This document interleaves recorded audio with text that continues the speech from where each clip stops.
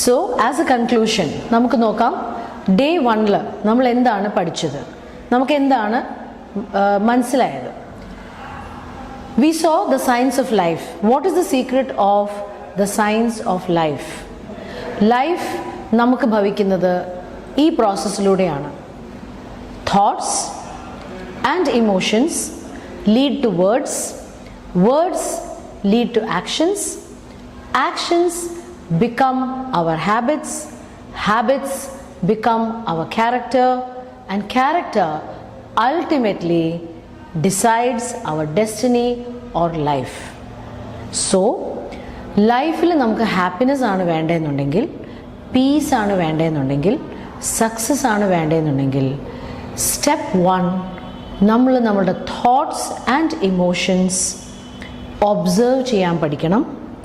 എല്ലാ ദിവസവും every 2 to 3 hours നമ്മളുടെ തോട്ട്സും ഇമോഷൻസും നമ്മൾ ഒബ്സർവ് ചെയ്താൽ, അത് നെഗറ്റീവ് ആണെങ്കിൽ സ്വിച്ച് ചെയ്യാൻ പഠിച്ചാൽ ഡെഫിനറ്റ്ലി ലൈഫ് മാറിയേ പറ്റുള്ളൂ.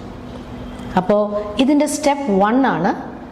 ഫസ്റ്റ് ആസ് എൻ അസൈൻമെൻറ്റ് ചെയ്യാനായിട്ട് ഞാൻ എല്ലാവരെയും ഇൻവൈറ്റ് ചെയ്യുന്നത്. അപ്പോൾ as an assignment let us start observing our thoughts and emotions.